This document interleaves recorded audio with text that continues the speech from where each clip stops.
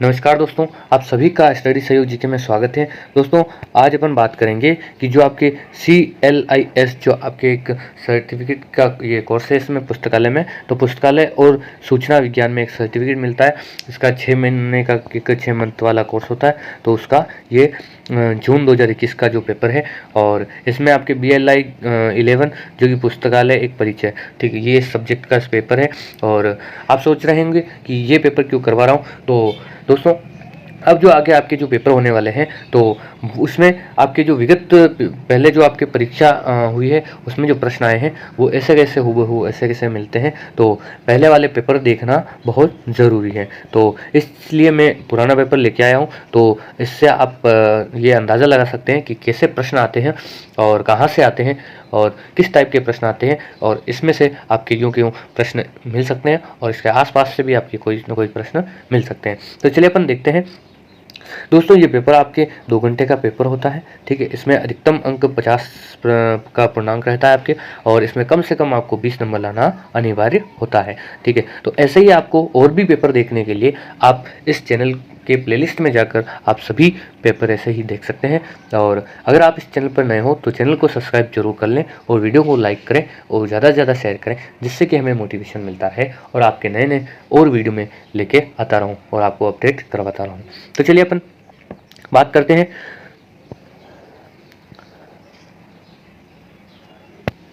दोस्तों, इसमें पहला प्रश्न है कि सोसाइटी बनाने का उद्देश्य लोगों को प्रदान करना है। तो सोसाइटी बनाने का उद्देश्य लोगों को प्रदान क्या करना है, तो इसमें आपके चौथा ऑप्शन राइट होगा, उपयुक्त सभी। दूसरा प्रश्न है, परंपरागत समाज को आधुनिक समाज बनाने में कौन कौन से कारक अत्यंत महत्वपूर्ण है। तो इसमें आपके ऑप्शन होगा चौथा, उपयुक्त सभी। तीसरा प्रश्न है, परिग्रहण अभिलेख का क्या अर्थ है। तो परिग्रहण अभिलेख का अर्थ है, तो इसमें पहला ऑप्शन राइट होगा कि किसी पुस्तकालय में उपलब्ध प्रलेखों का अभिलेख। फिर आता है अगला प्रश्न है आपके कि पुस्तकालय निम्नलिखित में से किसको सूचना उपलब्ध कराने के लिए सबसे प्रभावी तरीके में से एक है। तो इसमें आपके चौथे नंबर में होगा आपके पहला ऑप्शन राइट होगा, यानी समग्र रूप से समाज को। फिर पांचवा है, निम्नलिखित में से कौन सा पुस्तकालय का काम नहीं है। तो आपके पांचवें में होगा चौथा, यानी लाभ कमाना नहीं है। फिर आता है अगला प्रश्न है, औद्योगिक समाज ने निम्नलिखित में से किस स्थायी प्रभाव डाला है, किस पर स्थायी प्रभाव डाला है। तो आपके छठे में होगा चौथा, यानी उपयुक्त सभी पर आपने के प्रभाव डाला है। फिर आता है अगला प्रश्न, देखते हैं दोस्तों। अगला प्रश्न है, पुस्तकालय एक वर्धनशील संस्थान है, इसका तात्पर्य है। तो इसका तात्पर्य क्या है, तो इसमें आपके आएगा डी ऑप्शन, यानी चौथा ऑप्शन राइट होगा, उपयुक्त सभी। फिर आठवां आता है आपके कि किसी ज्ञान का समाज में इसमें पहला ऑप्शन राइट होगा कि ज्ञान आधारभूत आवश्यकता होती है। फिर आता है नवा प्रश्न है, निम्नलिखित में से कौन सी गतिविधि पुस्तकालय की गतिविधियों से संबंधित नहीं है। तो इसमें आपके कौन सी संबंधित नहीं रहेगी, तो तीसरा है औपचारिक डिग्री, ठीक है। फिर आता है आपका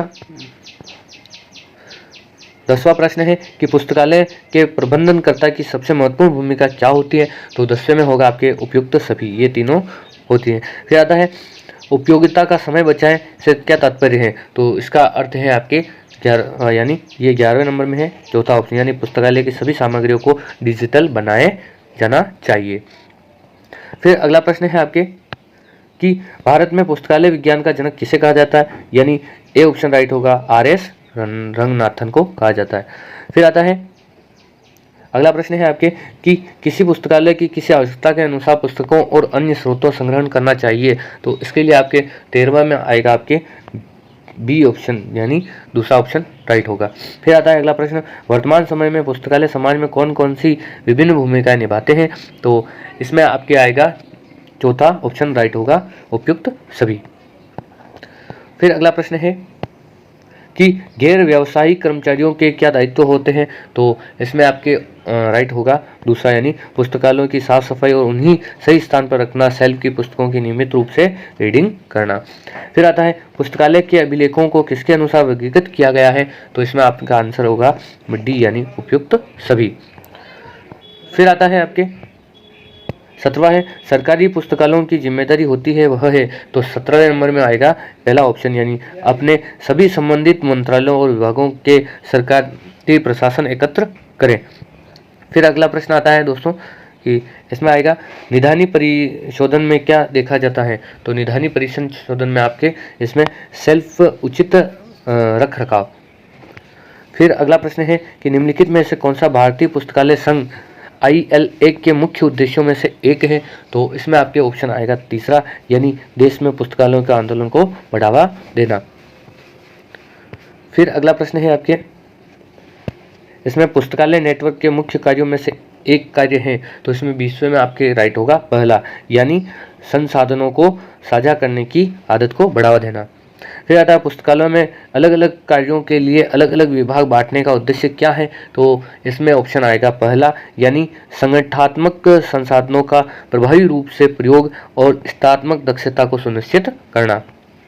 फिर अगला प्रश्न है कि पुस्तकालयों में आमतौर पर अधिग्रहण कैसे किया जाता है। तो पुस्तकालयों में आमतौर पर अधिग्रहण उपयुक्त सभी इनके द्वारा किया जाता है। फिर आता है आपके अगला प्रश्न है किसी प्रकार के पुस्तकालयों में ओपेक यानी OPAC और इंटरनेट पर सर्च करने की सुविधा अनिवार्य रूप से प्रदान की जाती है। तो इसमें आपके आंसर होगा दूसरा, यानी स्वचालित पुस्तकालयों में।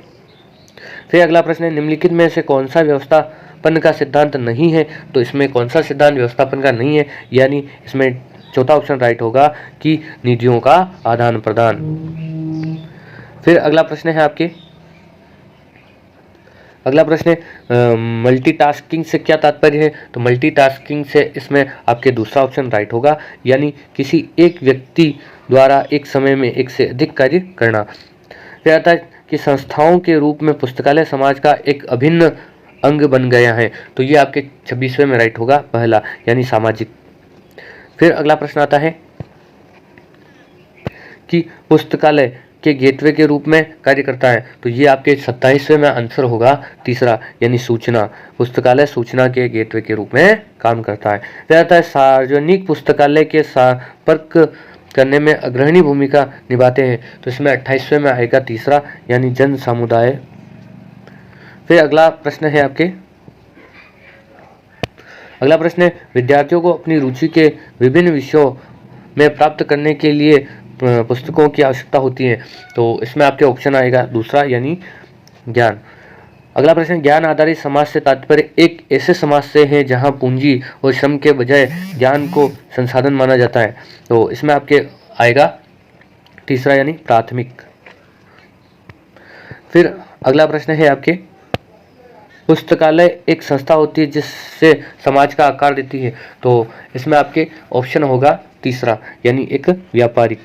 पुस्तकालय एक व्यापारिक संस्था है जिससे समाज आकार देती है। फिर आता है किसी भी पुस्तकालय को जीवंत और बहुत अच्छा बनाने के लिए पुस्तकालयों को अपनी सेवाओं को बनाना होता है। तो इसमें 32वें में आपके आंसर होगा पहला, यानी समग्र उन्मुखी। फिर अगला प्रश्न है किसी देश की समृद्धि और विकास के लिए पुस्तकालय सभी सामाजिक कार्यक्रमों का हिस्सा होते हैं। तो इसमें 33वें में आपके आंसर होगा तीसरा, यानी अभिन्न। अगला प्रश्न है किसी संगठन की विभिन्न इकाइयों के बीच संवाद और निर्देशों का प्रवाह होना चाहिए। तो 33वें में आएगा पहला, यानी बाधा रहित। फिर अगला प्रश्न है पुस्तकालय के लिए समाज के सामाजिक सांस्कृतिक पहलुओं से संबंधित प्रलेखों का परीक्षण और संरक्षण करते हैं। तो इसमें 35वें में आपका आंसर होगा पहला, यानी भावी पीढ़ियाँ। फिर आपके इसमें आएगा समूह के एक भाग के रूप में कार्य करना न कि समूह का नेतृत्व करने की अवधारणा कहलाती है। यानी 36वें में आपके पहला आएगा कि समूह कार्य करना। फिर आता है महाविद्यालय और विश्वविद्यालय के पुस्तकालयों में समग्र समवर्गीय और दोनों होते हैं। तो इसमें 37वें में आपके आंसर होगा दूसरा, नहीं भी जाती है। फिर आपके आएगा 38वां है रिक्त स्थान के उद्भव होने के ज्ञान के संसाधनों का संरक्षण करना काफ़ी सरल हो गया है। तो इसमें आएगा आपके आंसर आएगा दूसरा, यानी ICT। अगला प्रश्न है आपके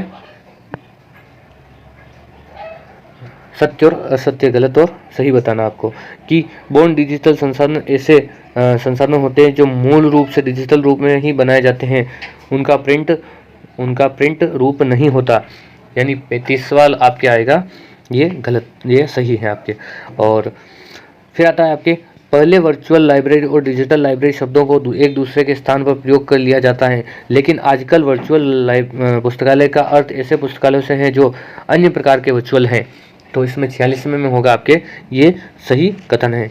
फिर आता है संकर पुस्तकालय से तात्पर्य इलेक्ट्रॉनिक संसाधनों और अलग अलग प्रकार के फॉर्मेटों में उपलब्ध अन्य सभी संसाधनों का अधिगम करने के लिए एकल उपयोगिता अतः फलक बनाने से है। तो ये आपके 47वां होगा, ये सही है।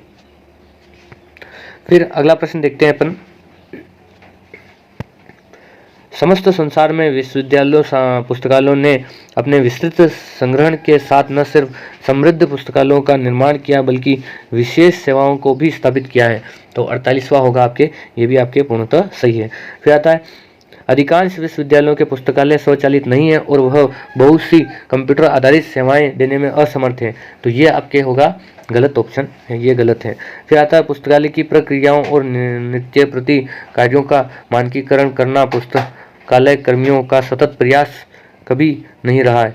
तो ये होगा आपके दूसरा ऑप्शन राइट होगा, ये यानी गलत है। तो दोस्तों ये जो पेपर का मैंने आंसर बताया, इससे आपको अंदाज़ा लग गया होगा कि पेपर कैसा आता है। और इसमें आपके ये 50 प्रश्न आते हैं और 50 प्रश्न में से आपको 20 प्रश्न अनिवार्य 20 नंबर लाना अनिवार्य है 50 में से। और तो 50 में से आपके अनिवार्य है कि 20 राइट होने ही चाहिए और 50 आप करते हैं उसमें आपके जो ये माइनस मार्किंग नहीं है।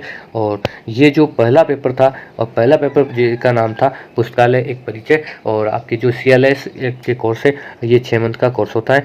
और इसमें आपके अगर एग्ज़ाम हो रहे हैं तो आप ये वीडियो ज़रूर देखिए और इससे आप अंदाज़ा लगा सकते हैं कि पेपर कैसा आता है। और पुराने जो ये प्रश्न है, ये प्रश्न बहुत सारे ऐसे ही वापस रिपीट होते हैं।